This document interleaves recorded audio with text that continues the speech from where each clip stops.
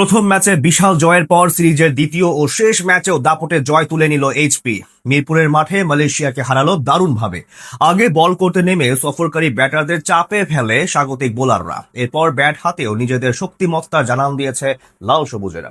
ফলে সহজ জয়ে সিরিজটাও নিজেদের নামে করে নিল টাইগাররা। সাব্বির জাওয়াদদের এমন দাপটে জয় নিয়ে বাকিটা থাকছে রিপোর্টে। আগের ম্যাচে 69 রানে অল আউট হওয়ার পর এদিন টস জিতে আগে ব্যাট করার সিদ্ধান্ত নেয় মালয়েশিয়া। প্রথম ম্যাচের ব্যর্থতা কাটিয়ে এদিন সফরকারীদের লক্ষ্য ছিল ভালো সংগ্রহ দাঁড় করানোর। যদিও প্রথম ওভার থেকেই কিপটে বোলিং শুরু করে বাংলাদেশ এইচপি। শুরুর ওভারেই মেডেন তুলে নেন পেসার আবু হায়দার রনি। রুবেলও শুরুটা করেছিলেন বেশ দারুণ, তবে ইনিংসের তৃতীয় ওভারেই 3টি 4 হাঁকান আসলাম। রনির বলে দৃষ্টিনন্দন 3-4 রানের চাকা ঘোরাতে থাকেন এই ব্যাটার। তবে চতুর্থ ওভারের প্রথম বলেই বিদায় নিতে হয় মালয়েশিয়ার ওপেনার সাইফুল্লাহকে। রুবেলের বলে বোল্ড হয়ে ফিরতে হয় সফরকারী এই ওপেনারকে। এরপর অবশ্য উইকেট বাঁচানোর চিন্তাতেই মগ্ন ছিলেন মালয়েশিয়ার ব্যাটাররা। রান তোলার বিন্দুমাত্র সুযোগ দেয়নি টাইগার তারকারা, তবে উইকেট বাঁচানোর শত চেষ্টা করেও লাভ হয়নি। পাওয়ার প্লের শেষ ওভারে ফিরতে হয়েছে ওপেনার আসলামকে। রাকিবুল হাসানের বলে বোল্ড হয়ে প্যাভিলিয়নে ফিরে যান এই তারকা। পাওয়ার প্লেতে এই 2 উইকেট হারিয়ে 22 রান তুলতে সক্ষম হয় মালয়েশিয়া। পাওয়ার প্লের পরই সফরকারী ব্যাটারদের চাপে রাখে এইচপির বোলাররা। আকিল ও সৈয়দ আজিজ মিলে ইনিংসের 11তম ওভারে মালয়েশিয়ার দলীয় অর্ধশতক পূর্ণ করেন। শুরুতে কিছুটা চাপে থাকলেও ক্রমেই যেন নিজেদের খোলস থেকে বেরোতে থাকেন মালয়েশিয়ার ব্যাটাররা। তৃতীয় উইকেট জুটিতেও 50 রানের কোটা পার করেন আকিল ও আজিজ। অবশেষে ইনিংসের 16তম ওভারে গিয়ে উইকেটের দেখা পায় বাংলাদেশ এইচপি।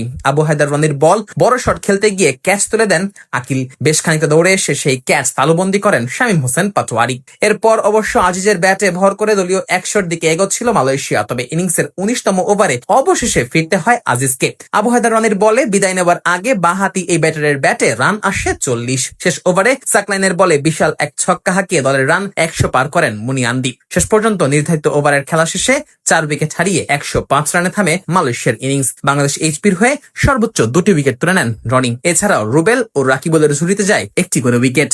106 রানের টার্গেটকে একেবারে মামুলি বানিয়েই খেললেন এইচপির ব্যাটাররা। যেই ব্যাটিং এ নেমেছেন ব্যাট করেছেন ঝড়ো গতিতে। ম্যাচ জেতার যেন একটু বেশি তারা ছিল লাল সবুজদের। প্রথম ওভারে জাওয়াদ আবরারের ব্যাটিং ঝড়ে ভর করে 18 রান তুলে ফেলে এইচপি। পরের ওভারেও একই রানের ধারা বজায় রাখেন জাওয়াদ, তবে একটু বেশি দ্রুত গতিতে রান তুলতে গিয়ে ক্যাচ তুলে দিয়ে বিদায় নেন এই ব্যাটার। 1-4 মেরে আরিফুলও ফিরে গেছেন সেই একই ওভারে। এরপর জিশান আলম ও সাব্বির রহমান মিলে দ্রুত রান তোলার কাজটা করছিলেন, তবে পাওয়ার প্লের শেষ ওভারে ফিরতে হয়েছে সাব্বিরকে। 8 বলে 12 রান করে বিদায় নেন এই ব্যাটার। যদিও অন্য প্রান্তে জিশানের ব্যাটিং তাণ্ডবে পাওয়ার প্লেতে 81 রান তুলে ফেলে এইচপি। পরের ওভারেই ব্যক্তিগত অর্ধশতকের দেখা পান জিশান। মাত্র 19 বলেই পূর্ণ করেন নিজের 50। এরপর আর জয়ের জন্য খুব একটা অপেক্ষা করতে হয়নি বাংলাদেশকে। 75 বল বাকি থাকতেই জয়ের বন্দরে পৌঁছে যায় এইচপি দল। 20 বলে অপরাজিত 57 রানের ইনিংস খেলেন জিশান আলম।